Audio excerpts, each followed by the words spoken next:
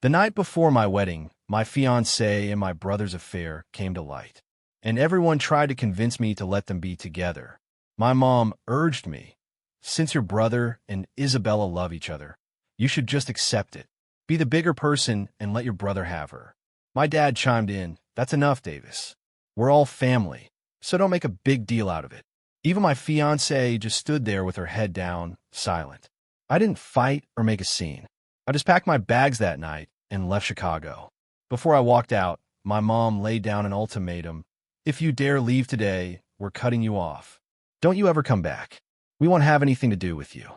And if you die in a ditch, don't expect us to come claim your body." Without looking back, I said, "Fine, then we're cut off." After that day, the wedding went ahead, only with a different groom. And for 6 whole years, I never once went back home. It wasn't until 6 years later that I returned to Chicago. After a military commendation ceremony, I ran into Isabella again. "Long time no see, Davis Johnson." I was walking toward the gate of the base when a familiar female voice reached my ears. I looked up and met her eyes directly. I hadn't seen her in 6 years, and she had grown even more beautiful. She wore a linen maxi dress under a camel-colored trench coat, her long hair flowing as she watched me quietly, looking as lovely as ever. "Long time no see," I replied with a smile. Isabella seemed taken aback for a moment by my calm tone.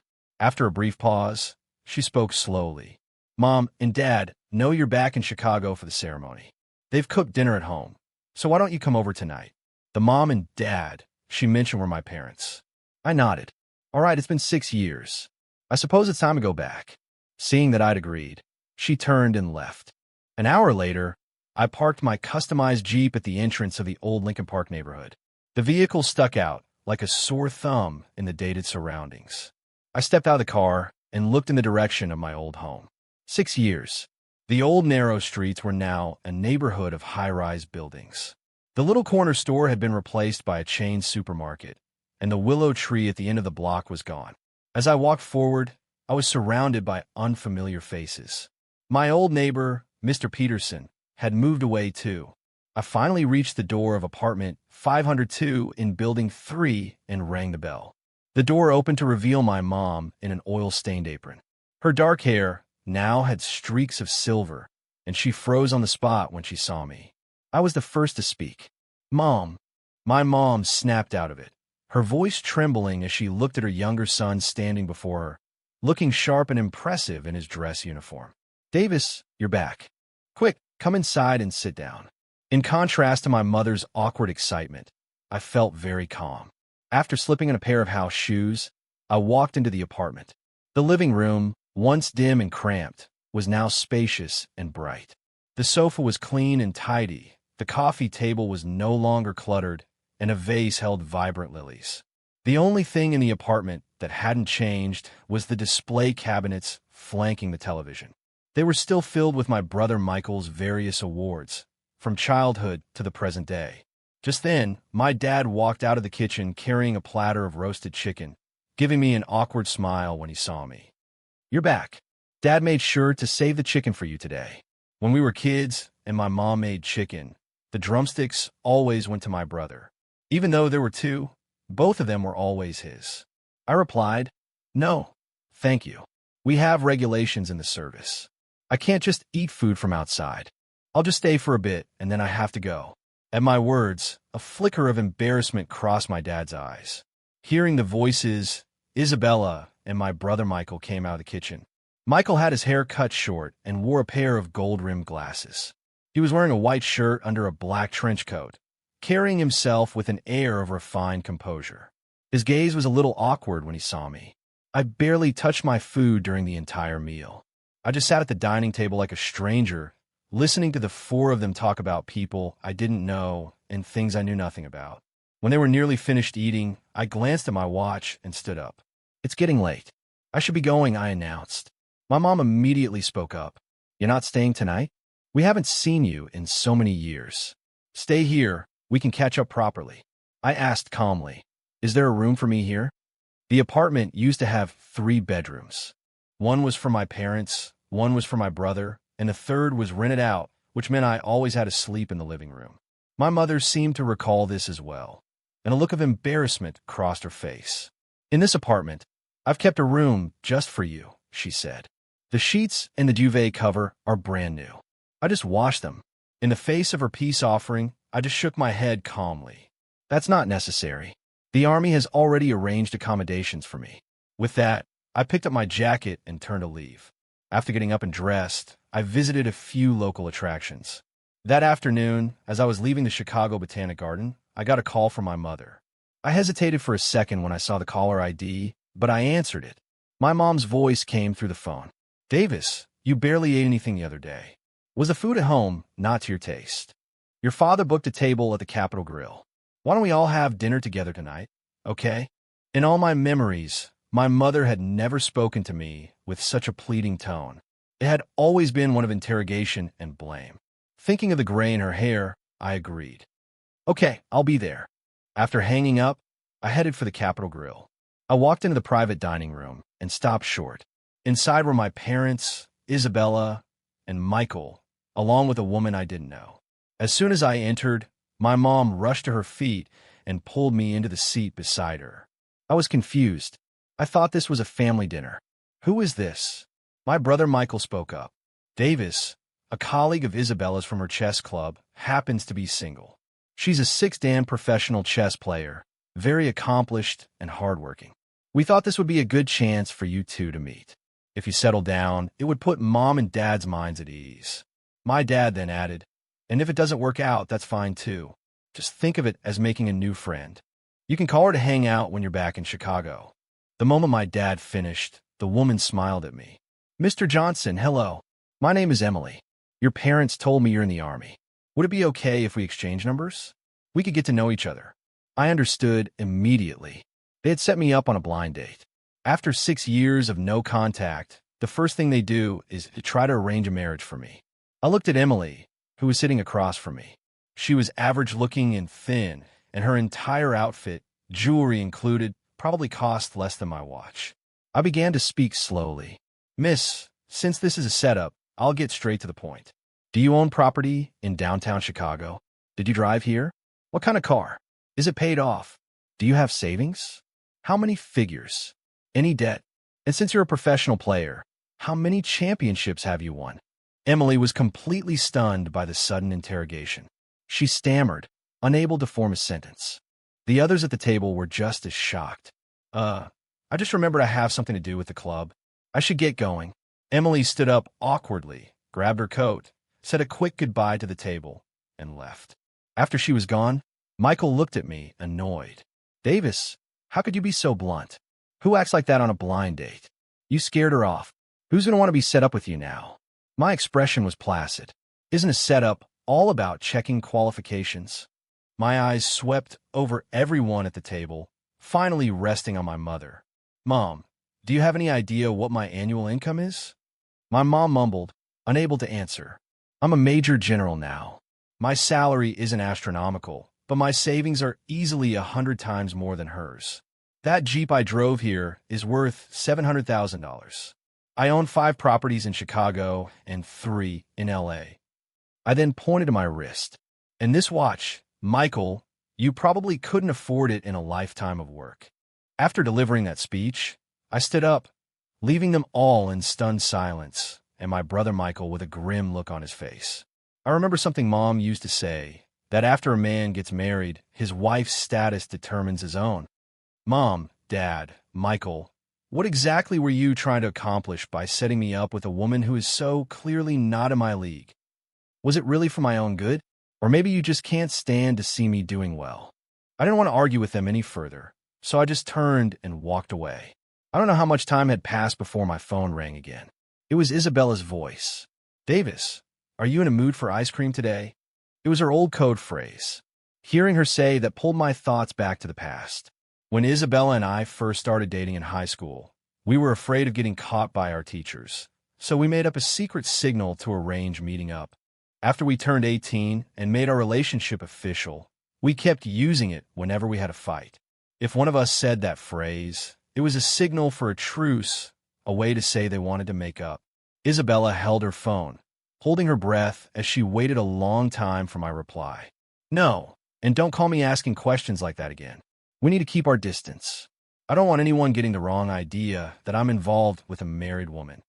With that, I hung up the phone. A text from Michael came through a moment later. Davis, you must still hate her, don't you? It was obvious you said all that on purpose today. Weren't you showing off how well you're doing? You wanted to make Isabella regret her choice, didn't you? If that's not what you're trying to do, then just get married already. It would put everyone's mind at ease. I didn't reply. I just turned off my phone, tossed it aside, and started packing for my return to my post in LA the next day. The next day at O'Hare International Airport, I was dressed discreetly, wearing sunglasses and a mask as I entered the terminal. From a distance, I could see my parents, Isabella, and Michael standing nearby. Maybe it was a family connection, but my parents spotted me right away. Davis, I frowned. What are you all doing here? Michael told us you were flying back to LA today, so we came to see you off. My mom said, a bit embarrassed about yesterday. That was her fault for not thinking it through. It won't happen again. My dad added, that's right. Once you're back at your post, try to come home more often. They were always like this. They'd do something wrong, promise it would never happen again, and then do the exact same thing next time. Isabella looked at me, about to say something, but hesitating. Davis. I glanced at my phone, cutting her off. You don't have to wait. Someone is coming to get me. Michael's tone was sharp. You haven't been back to Chicago in years, and you don't have any friends here. We'll be picking you up. Just as he finished speaking, a small voice from behind me called out, Daddy. They all turned toward the sound and saw a little snowball of a boy running toward us. Following close behind him was a woman in a dark blue pilot's uniform. The little boy leaped into my arms and said in a sweet, childish voice, Daddy, Mommy and I flew the plane to come get you and take you home. Hearing the boy's words, my family stood there stunned. I bent down, scooped the child in my arms, and planted a big kiss on his soft cheek. Was Noah a good boy at home? Did you listen to Mommy? And did you miss Daddy every single day? Noah wrapped his arms around my neck and nodded enthusiastically. I was good.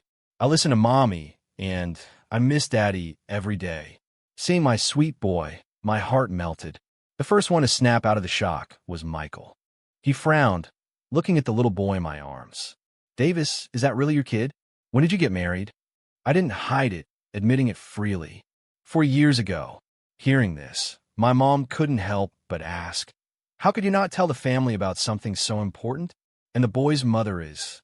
Just as she asked, the woman in the pilot's uniform who had been following Noah stepped forward. The woman linked her arm with mine and addressed my family. Hello, Mom, Dad. I'm Davis's wife, Grace Davis. I'm a captain for Metro Air. Because of Davis's career, we decided to keep our marriage private and didn't make a public announcement. It's my fault we haven't been able to come to Chicago to visit you before now. As she spoke, she took our son from my arms and continued. Noah, this is Grandma and Grandpa, and your uncle and aunt. Why don't you say hello? Noah waved his little hand at them and greeted them in a sweet voice. Hi, Grandma, Grandpa, Uncle, and Auntie Isabella.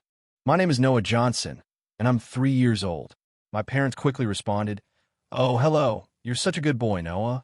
Grandma and Grandpa didn't get you a present, but next time you come to Chicago with your dad, Grandma will make you something delicious. How about that? Noah nodded. Okay. Isabella's eyes were fixed on me, watching my every expression, but my attention was entirely on my son and Grace. I didn't even notice her. Michael watched my family of 3, and the tension that had been in his shoulders seemed to suddenly release. Just then, my mom reached out as if to hold Noah, but I spoke first. It's getting late, we should go. Hearing that, my mom had no choice but to awkwardly pull her hand back. All right, you should get going then. Remember to send a message when you land. Grace nodded. We will. Mom, Dad, you all should head home too. Noah, say goodbye to Grandma and Grandpa. Noah waved to them. Bye-bye, Grandma, Grandpa, Uncle, and Auntie Isabella. With that, our family of 3 turned and walked away. Back in L.A., my work on the base was as busy as ever. Half a month went by in a flash. And then one day, my aide told me a woman had come to the base looking for me. I was surprised to see it was Isabella. What are you doing here? Isabella hesitated for a moment before speaking. Can we talk in private? My subordinate, who was standing nearby, took the hint and left. Once we were alone, Isabella looked at me. Davis, I'm going to divorce Michael. I admit it, she said. I regret my choice. I was taken aback. Isabella, do you have any idea what you're saying? Meeting my confused gaze, Isabella nodded, her voice earnest. Davis, the truth is, I regretted it for a long time. Back then, I was so arrogant. I thought that as a chess prodigy, my partner had to be just as exceptional. I thought I should choose someone who was on the same wavelength as me. So, I chose your brother. At first, we really were on the same wavelength. We thought the same way, we had the same intense focus when we worked, and our personalities were even very similar. In the beginning, we were very happy. But over time, I started to get tired. He wouldn't comfort me gently when I lost a match the way you used to. He'd just say that if I wanted to be a world champion, I couldn't afford a single mistake. He would never be the one to back down and make up after a fight. I always had to be the one to apologize and smooth things over with him. I started to miss what it was like being with you, but I had no excuse to contact you. It was all my own choice, and I had to live with it. Eventually, I got used to that life and thought it would be fine to just carry on. But just as I decided to let everything go and accept my situation, you came back. I thought I was over you, but I wasn't. The moment I saw you looking so handsome and confident in your uniform, I felt that same spark I felt when I first fell for you. I knew right then that I had made a mistake. Isabella let out a long sigh. I was actually going to tell you all this the day you left Chicago, but well, something unexpected happened. Davis, would you be willing to give me another chance? I couldn't help but chuckle, my tone dismissive. Isabella, are you serious? I'm married now. I have a child. What kind of chance could I possibly give you? If you and Michael are having problems, you two need to solve them. Don't drag me into it. Don't ever say anything like this again. I'm very happy with my life, and I don't want to complicate things. I don't want to dwell on the past, and I certainly don't want to be misunderstood. You should go. Let's just pretend this conversation never happened. I have to get back to my duties, so I'll be going now. With that, I walked past Isabella and headed for the door. But as I passed her, she grabbed my wrist. Isabella's eyes were red and her voice was hoarse. Davis, can you really not forgive me? As she looked at me with pleading eyes, I slowly pulled my hand away and said, word by word, Isabella, let go. Then I yanked my hand free and strode away without looking back. Isabella stood frozen, watching me go as her eyes filled with tears. The old Davis would have been heartbroken to see even a single tear from her, but now all he showed was annoyance. That evening, I went with my wife and son to have dinner at my in-laws' house. On the drive home, I leaned against the window and dozed off. Suddenly, the quiet in the car was shattered by a ringing phone. I groggily opened my eyes and saw the call was from Michael. Worried about waking our son, I answered it quickly. What is it? Michael's accusatory voice came through the speaker. Is Isabella with you? I frowned at his tone and gave a short, simple answer. No. Michael was silent for a moment on the other end. I checked her flight records. She booked a ticket to LA yesterday. Are you saying she didn't come find you? Davis, you came back just to take her from me, didn't you? I was astonished by his last question. Michael, you and Isabella really are a perfect match. You both say the most unbelievable things. She did come see me today, said a bunch of nonsensical things, and left. If you want to find her, call her yourself. I don't want to get involved in your marital problems. My son is sleeping, so I'm hanging up. With that, I ended the call. Grace, who was driving, asked, was that your brother? I gave a quiet yes. Isabella came to the base today. She said she regrets her choices, is planning to divorce Michael, and said a whole lot of other crazy stuff. After I finished, Grace's grip on the steering wheel tightened. So, what are your thoughts on that? I could hear the tension in her voice, and a small smile played on my lips. Of course I sent her away. Her regrets have nothing to do with me. Captain Davis, you need to have a little more faith in me and in yourself. Am I the kind of guy who just throws people away? Besides, with a son as adorable as ours, I would never give up the happy life we have.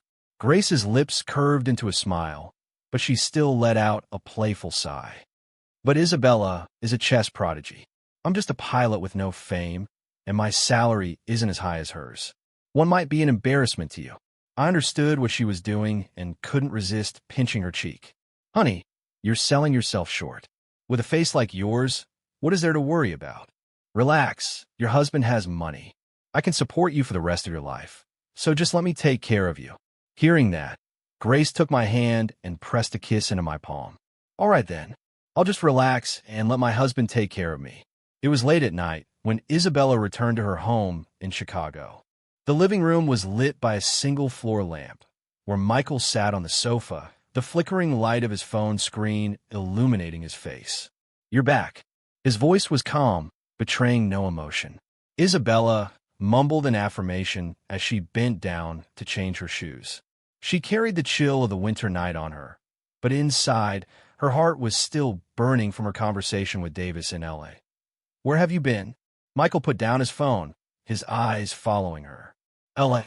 Isabella answered truthfully after a moment's hesitation. The air was thick with silence for a few seconds. To see Davis? Michael's voice grew heavy. Isabella's silence was all the confirmation he needed. She walked to the water cooler to get a glass of water, her fingers trembling slightly. What were you doing there? Michael stood up, a hint of suppressed anger finally entering his voice. Did you two not get enough time to talk at the Capitol Grill? Or did you just pick things up again in L.A.? Michael. Isabella spun around, slamming her glass on the table. Can you stop talking like that? Then how should I talk? Michael stepped closer, his eyes behind the gold-rimmed glasses were bloodshot. Should I smile and ask if you had a nice chat with my little brother? Or should I ask if you two reminisced about old times? Enough. Isabella cut him off, taking a deep breath. Michael, I want a divorce. The words hung in the air, and the living room fell completely silent. The light from the lamp wavered across Michael's face. He looked as if he'd been punched.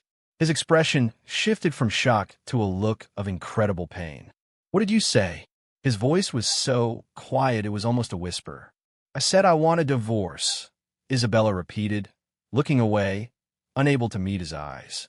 Our problems didn't just start yesterday.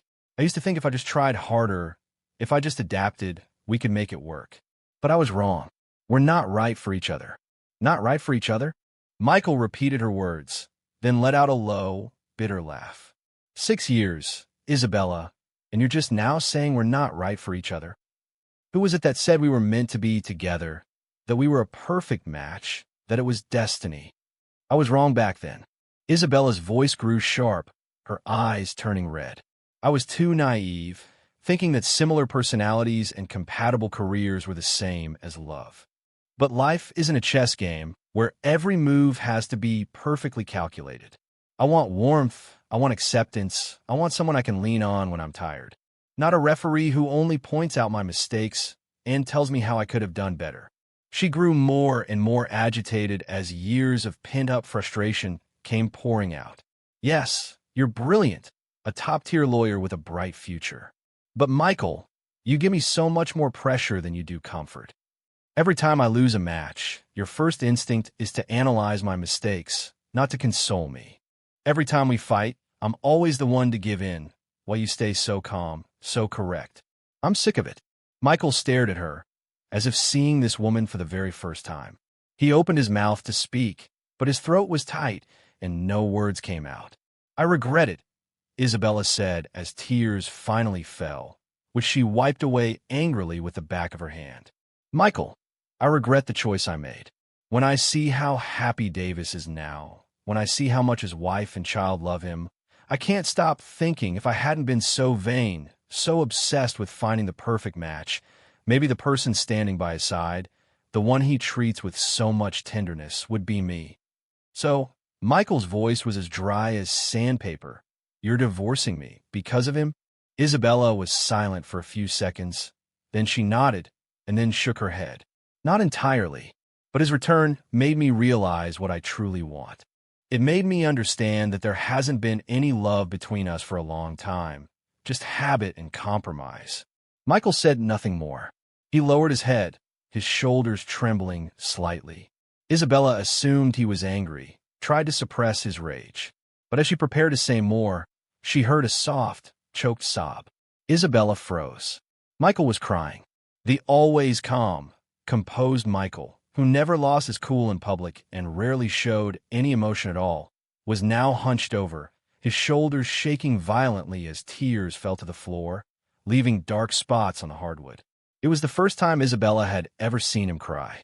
In 6 years, no matter how tough the case, what difficulty the opponent, or even when his own father was hospitalized, she had never seen Michael shed a single tear. He always handled everything with composure, as if he could hold up the world on his shoulders. But now he was crying like a child, silently, but with a grief that was overwhelming. Isabella's heart fell, a sharp pang. The harsher, more final words she had prepared were suddenly stuck in her throat. "Michael," she said, her voice tentative. Michael didn't look up. He just raised a hand and roughly wiped his face. When he spoke again, his voice was terribly hoarse. "I'm sorry." Isabella froze. "I'm sorry," he repeated, finally looking up at her with his red-rimmed eyes. "It was me. I wasn't good enough. I was so focused on pushing us both to be better that I forgot to ask if you were tired." Fresh tears welled in his eyes, and this time he let them fall. "Isabella, please don't talk about divorce right now, okay? The holidays are almost here. Mom and Dad are getting older. They can't handle this kind of stress. At least can we wait until after the holidays?" He was practically begging. Looking at this fragile, unfamiliar version of Michael, Isabella's mind was in turmoil. Her anger and resolve washed away, leaving behind only confusion and a sense of pity. In the end, she nodded. "Okay, we won't talk about it before the holidays." Michael seemed to let out a breath of relief, but at the same time, a heavier weight seemed to settle on him. He gave Isabella one last deep look, then turned toward the bedroom. "You should get some rest." That night, they lay in the same bed, but an icy river seemed to flow between them. After some time had passed in the darkness, Michael suddenly spoke. "Isabella, let's have a baby."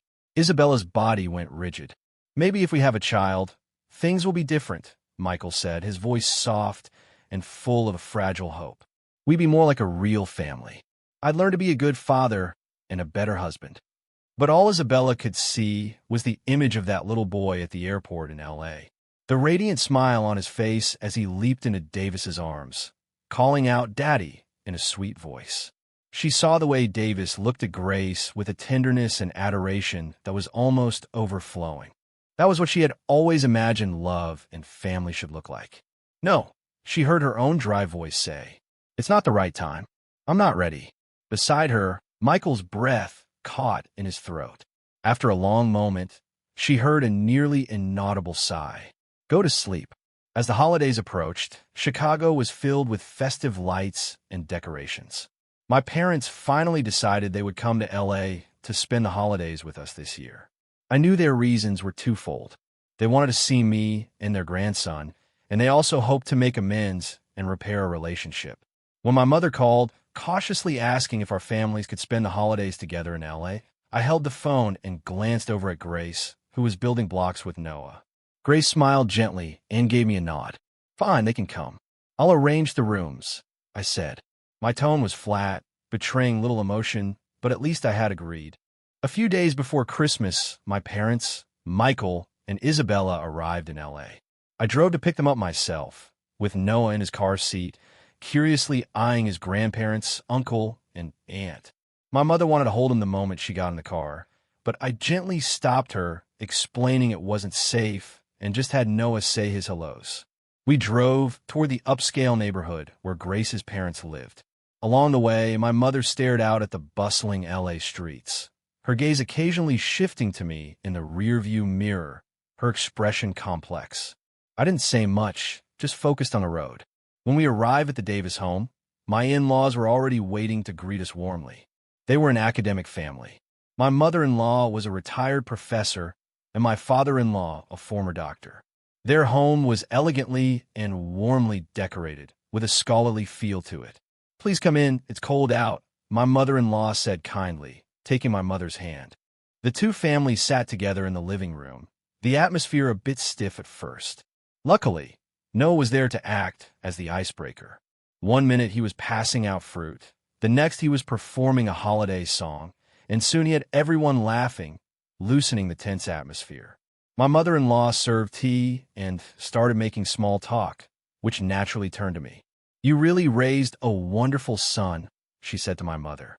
"Davis is such a hard-working and considerate young man. When he and Grace first got together, his career in the Army was just taking off, and he was working around the clock.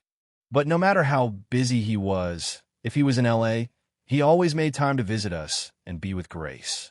Sometimes Grace would have terrible jet lag from her international flights, and even if he finished work late at night, he would rush over to take care of her. Once she had a bad flu, and he was on assignment at a base out of state. When he found out, he filed for emergency leave, flew back overnight to watch over her, and then flew back to work before dawn the next morning. I'm sure he never told you any of this, did he?" I sat across from them, peeling a clementine for Noah, and I could feel my mother's eyes on me. I heard her voice crack as she said, "Yes, we were terrible to him. We didn't have much back then, and we were so biased. Everything went to his brother, and we just ignored him. We made him feel so wronged." My father lowered his head, wringing his hands, his face filled with shame. I handed a slice of the clementine to Noah, wiped my hands on a napkin, and finally looked up with a faint smile. "That's all in the past. Why bring it up? I'm doing just fine now." I was telling the truth. All that past hurt had become blurry and distant in the face of the happiness that now filled my life. But the calmer I sounded, the more it seemed to upset my parents. I could see my mother's eyes were red, and my father looked deeply uncomfortable. Isabella sat next to Michael, and I could feel her eyes on me from time to time. Whenever I was expertly tending to Noah, sharing a knowing glance with Grace, or chatting with my in-laws, she would quickly avert her gaze and look down. I knew what she was thinking, but none of it had anything to do with me anymore. My tenderness and attention now belonged only to my wife and son. At dinner, I naturally peeled shrimp for Grace and put food on her plate, and she in turn moved my favorite dishes closer to me and quietly reminded me to go easy on the wine. The natural intimacy between us seemed to be a painful sight for some. Isabella kept her head down the whole meal, barely tasting her food. Michael, for his part, was perfectly polite, drinking and chatting with the older generation and occasionally putting food on Isabella's plate. But his movements were so stiff, they looked like a formality. After dinner, while everyone was having tea in the living room, I stepped out onto the balcony for some fresh air. A few moments later, Michael followed me out. The two of us stood there on the high-rise balcony, looking down at the glittering L.A. skyline.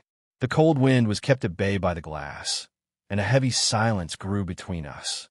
It was Michael who finally broke the silence. He let out a long breath, his voice sounding distant. "Davis, Isabella wants to divorce me because of you. Congratulations. You won." I frowned and turned to face him. "What do your marital problems have to do with me?" He let out a short, bitter laugh, full of self-loathing and exhaustion. "Isn't this exactly what you wanted to see? You left with nothing and came back a celebrated major general, showing off how great your life is, how much your wife and kid love you. You came back last time just to see Mom, Dad, and Isabella full of regret, didn't you? Well, congratulations. You succeeded." He paused, staring at the distant city lights. "They all regret it now. Mom and Dad came all this way for the holidays, humbling themselves just to make it up to you. Isabella is dead set on divorcing me, all because she's decided you're better than me now. You're successful, you have a perfect family, and I have nothing. I can't even save my own marriage. So are you happy now? Are you satisfied?" Listening to him, I just felt it was all absurd. My brother, who had always been so proud, was now talking in this self-pitying way, treating me like his rival. "You're right.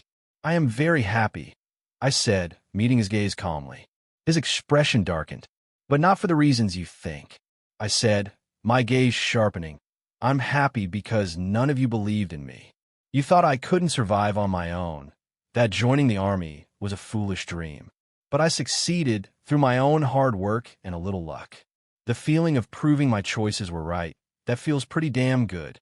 I took a half step closer to him, my breath fogging in the air. I looked at my own brother through the mist and finally asked the question I had buried for years. "Michael, I've never understood. We're brothers. Why were you always against me? Michael's body stiffened almost imperceptibly. Growing up, you got the best of everything.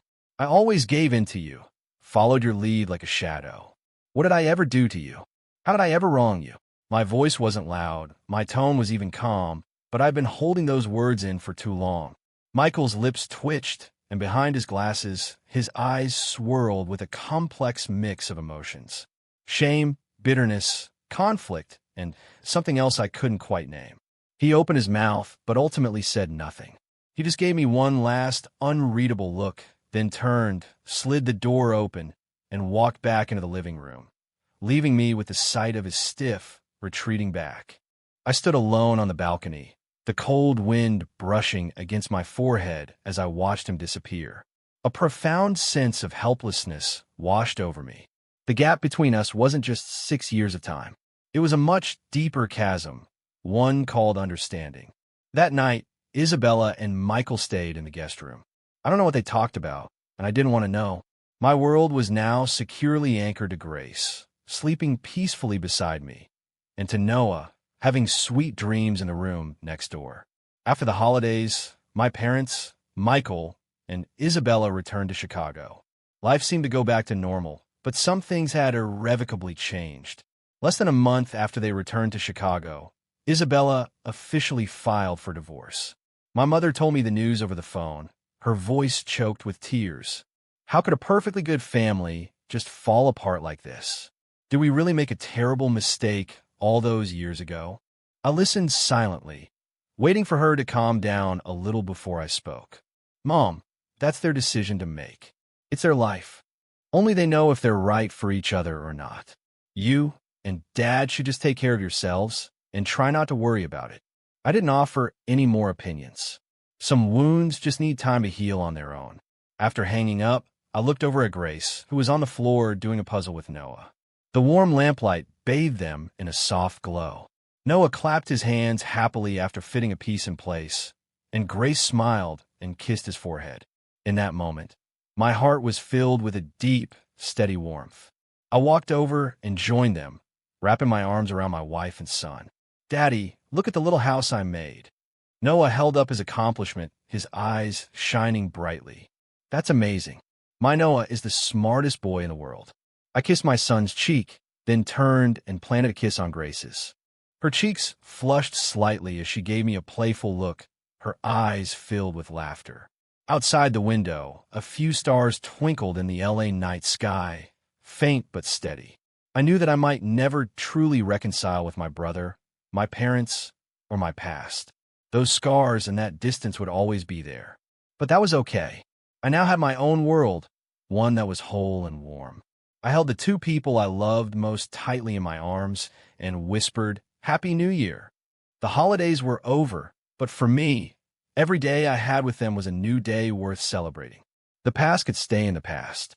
There was a long road ahead, and I was going to walk it holding their hands.